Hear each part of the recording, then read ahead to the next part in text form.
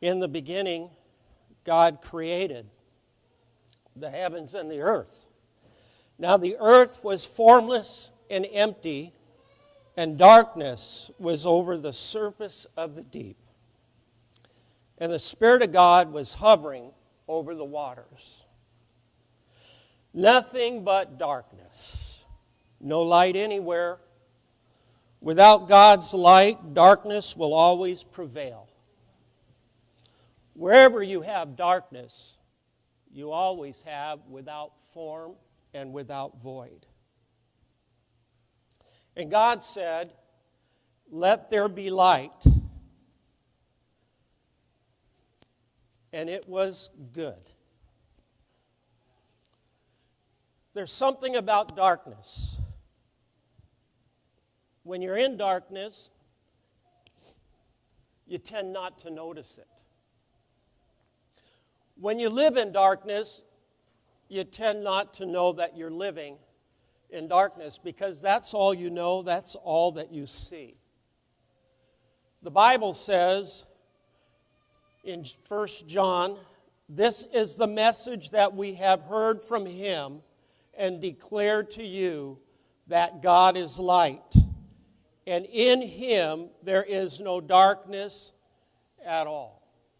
God is light, and in him there is no darkness at all. You see, I did a little research regarding darkness, and I found that darkness has side effects. People that live in darkness, when they're not introduced to light, their brain, something happens within their brain chemically. In fact, neuroscientists of the University of Pennsylvania kept rats in the dark for 6 weeks. The rats not only exhibited depressive behavior, but also suffered damage in the brain region known to be underactive in humans during depression. Darkness can lead to suicide, can lead to anger. It leads to lack of direction and lack of energy. We live in a world today that is in absolute darkness. A world filled with depression, anxiety, lack of direction. In fact, I spent a good part of my day Friday texting a young lady that was on the verge of killing herself. A gal that we had met years ago, and she said, "Pastor, I don't know what happened to me." God restored her family, God restored her children, God restored her marriage. And it was absolutely wonderful. But somewhere along the line, being in the light, somewhere she decided to step back in darkness. And when you step back into darkness and there is the absence of light, you embrace everything that darkness has. And for her, she embraced deep depression. For her, she embraced suicide. And as she texted me, she said, "Pastor, I don't know what happened to me. But I do know this, I don't want to live another day. I do know this, that I am worthless. Nobody cares about me. And I'm going to kill myself." And I pleaded with her to come today. I pleaded with her to tell me, "What town are you in right now?" I pleaded with her to give me some information so that I could go and tell her there is hope. There is a light. You don't have to stay in darkness. We're celebrating today a risen Jesus. He rose from the dead. He conquered death. He conquered the darkness of death to bring about light. You see, there's something about light, though. You have to come to it. You have to come to the light. The light doesn't go to you. The light doesn't follow you. You have got to make a decision to come to the light. Jesus said this. He said, I am the light of the world. I am. No one else is. No other philosophy, no other religion, no other deity. I am the light of the world. And then he said to men and to women like you and me, he said, follow me. Now, you know that I am the light. I've risen from the dead. There is no one in history that has done that. I alone have conquered death. Now I invite you to follow me. To make a decision to follow me. We used to sing an old song, an old gospel song that goes something like this. Where he leads, I'll follow all the way. I don't know if you remember that. But somehow we've changed the words, haven't we? We've changed the words to the song to say something like, where I lead, he'll follow all the way. Like my friend that I was texting that was on the verge of suicide. And honestly, I don't know if she actually did it or not. The text stopped abruptly. That's the second time in my life that I was engaging with somebody about ready to kill themselves. The first time I remember years ago, it resulted in a double homicide the moment the phone hung up. She shot her husband and then she shot herself. I've only done one double funeral in my life, and it was the worst hour I have ever spent. Jesus gave an invitation to follow me. I'm the light of the world, but there's something about that. He didn't say that he would follow you. He gave an invitation to follow me. He said, you follow me. Back in the time when Jesus said this, it was common for rabbis when they chose their disciple, like he's choosing you today, that the disciple made a choice that in following him, it meant that I left everything. The disciple would leave his family, would leave his occupation, would make a conscious decision to follow the rabbi wherever the rabbi went. In fact, there was a saying in the day that you followed the rabbi so close that the rabbi's dust became the dust on your feet. That meant that you followed so closely behind him that the dust that he kicked up became the dust that settled on your feet. Jesus even affirmed that. Jesus said things like, let the dead bury the dead. He said that to a man that said, I think I want to follow you, but I don't want to do it right now.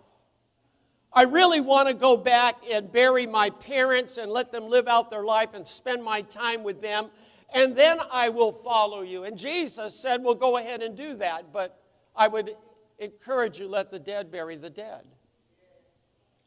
Jesus said things like, foxes have holes and birds have nests, but I don't have a place to lay my head and call home. Do you still want to follow me? To which many turned away and said no. Jesus said, if any man putting his hand to the plow looks back, he isn't fit for the kingdom of heaven. Jesus said, once you start following me, there is no turning back. You make a decision. I'm in all the way. I'm following him. I'm in hook, line, and sinker. There is no plan B. Jesus said to the rich guy who wanted to follow him with conditions. Jesus said, there are no conditions. You go sell everything that you have and give it to the poor. Now, I'm not saying today that God is asking you to leave families. I'm not suggesting that God is telling you to go sell all of your possessions. I'm not saying that, but what I am saying is this. If He does, are you willing to do it? You see, I would like to tell you on Easter Sunday, I would really like to tell you that following Jesus is the easiest thing that you can do. I would like to tell you that following Jesus will cost you nothing and you will gain everything. But I can't do that in good conscience because that is not what He said. Jesus said, if you follow me, it could cost you everything. In fact, He said, if a man does not lay down his life and take up his cross, he cannot follow me. It cost everything to follow Christ. Now, I know some of you are thinking right now, well, that's not a good Easter Sunday message. I think some leadership might be saying, you better knock that off. You're going to scare people away. They may not come back at Christmas time. You see, can I be honest? I wrestled with this for days because I had a feel-good message for everybody. I had a message that would let you go and spend Easter Sunday singing and dancing and believing that God was just going to shower you with money and all kinds of stuff. But then I started thinking that a lot of people today won't come back until Christmas, so I have nothing to lose but to tell the truth.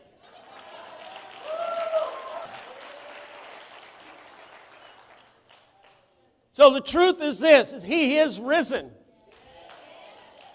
The truth is this, He is here. And He's inviting you today to follow Him. He extends that invitation. Well, Pastor, you don't know. I'm okay if there's a light at the end of the tunnel. I'm okay. I'm okay being in the dark as long as I can see a glimmer of light someplace. I'm okay because my grandma walks in the light. My grandma is serving Jesus, so I'm okay in the dark because my grandma is living for God. Pastor, I'm okay because my mom and dad are living for God, so I'm okay because I can see some light and it's all good. Oh, here's one for you. Pastor, I'm okay because my husband is serving God. And as long as he's serving God, I think everything will be okay. There's a light at the end of the tunnel. The Bible says that God called you out of darkness and into light. God called you out of darkness and into light. It's kind of like going to a football game and sitting in the stands. You can watch the game. It's kind of like watching it from the couch in your front room. You can watch the game, but there's nothing like being on the field. You can watch all the action, but there's nothing like being on the field and engaged in it personally.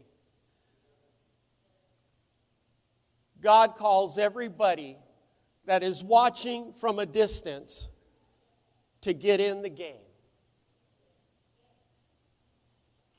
His invitation is, stop watching. I'm inviting you to play. It might be good for grandma, and it might be good for mom and dad, and it might be good for your significant other.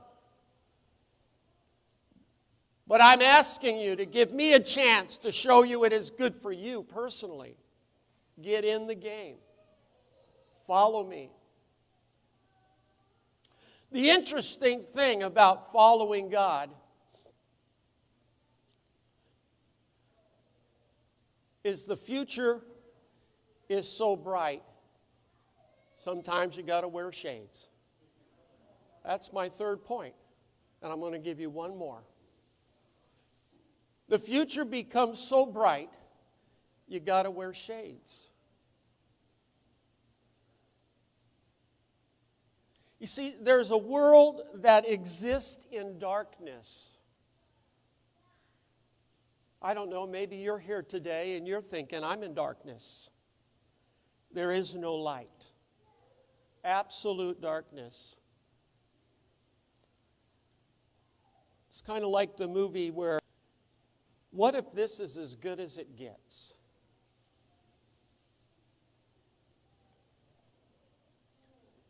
If you're in darkness, what if this is as good as it gets? What if this is all there is? Because in darkness, there is no future. In fact, in darkness, there really isn't a present because you can't see it. The light shows you where you're at now, and the light will show you where you're going. The future becomes so bright, you got to put shades on. I do not know what it would be like to live life in darkness. I have served Jesus for so many years. I am so accustomed to light. I am so accustomed to a bright future. I can't imagine what it would be like to live in darkness without that. There is no going back for me because darkness has nothing for me. It's dark. I'm so accustomed to seeing the good things that God has put in my life and the good things to where I'm going in my future. I'm so accustomed to that, I cannot live without it.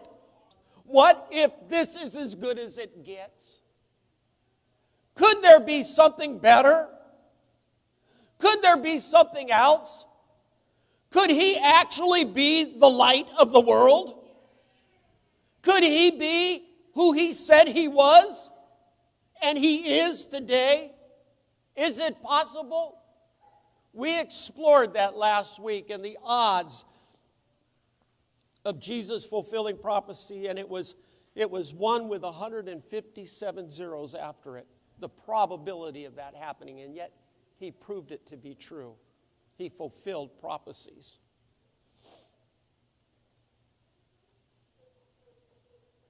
The Bible says that without a vision, people perish.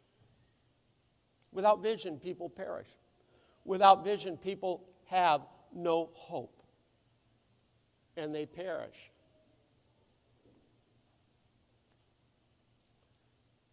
Ephesians chapter 2 and verse 12 says, remember that at that time you were separate from Christ, excluded from citizenship in Israel, and foreigners to the covenants of the promise, without hope and without God in the world.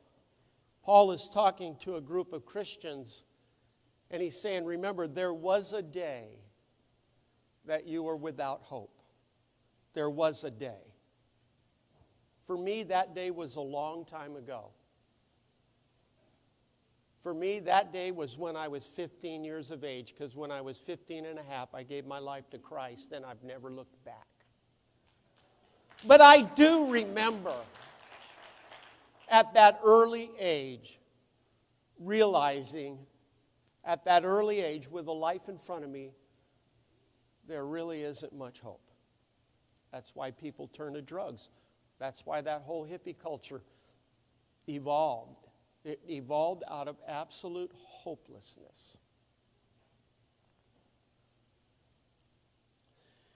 Isaiah chapter 40 says this, chapter 40 verse 31, but those who hope in the Lord, they will renew their strength. They will soar on wings like eagles. They will run and they will not grow weary. They will walk and they will not faint. Light does that to you.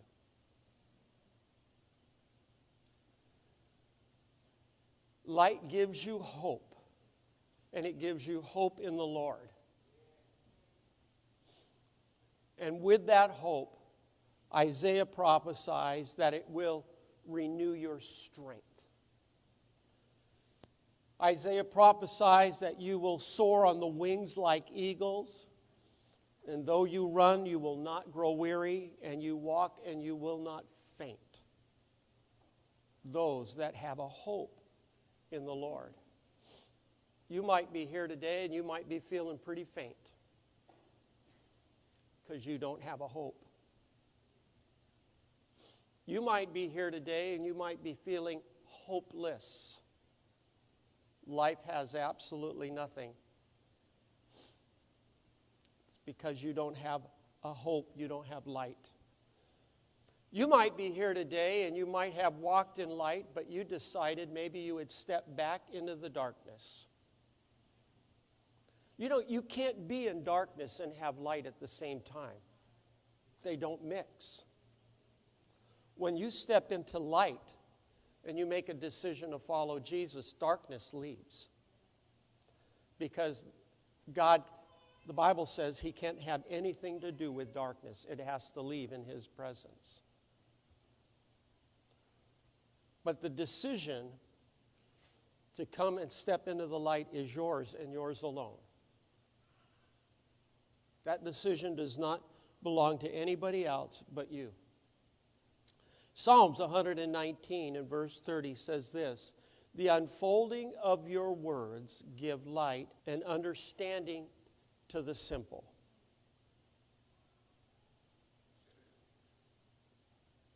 Deborah and I were traveling down Highway 5 a while back, and it had been raining and it was really gloomy out, and I wasn't speeding because we had guests in the back seat that were preachers, and I knew that they'd tell on me. So her car, her tires are very low-profile tires, and I'm going down the freeway, and I hit the biggest pothole I think I've ever hit. I thought I fell into the abyss, and when I hit it, I thought we blew the tire, but we ended up not blowing the tire because I kept driving and I felt that it was still there.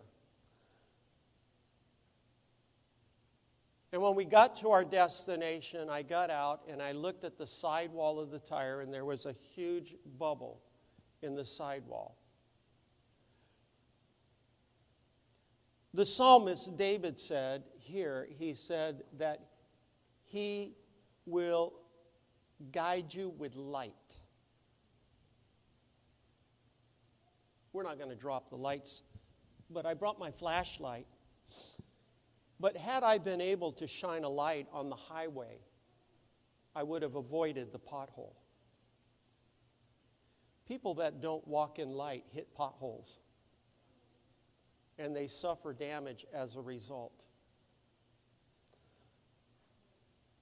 But when you commit your life to the Lord and you continue to follow Him, He makes sure that you avoid the potholes. And you'll never suffer damage, and you'll never blow a tire. I was thinking about Easter Sunday.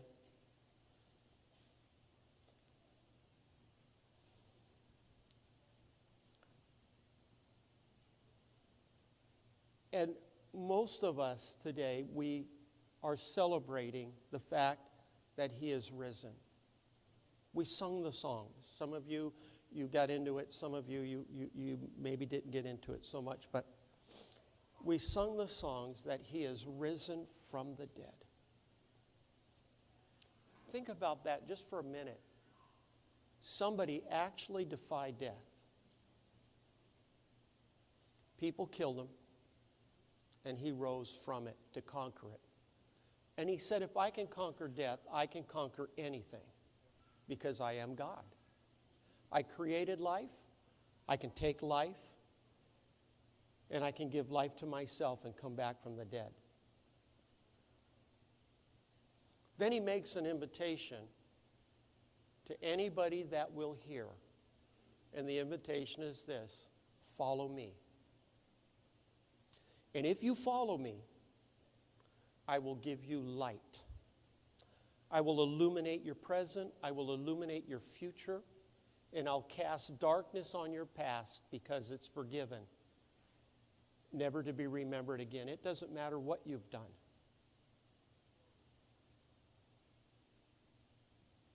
It goes into the dark and it stays there. And I cast light on your present and I cast light on your future. All you need to do is follow me. Make a decision to follow me. I don't know about you, but that seems pretty simple to me. You've resurrected from the dead. You invite me. He doesn't command. He invites. Because we're all created with a free will.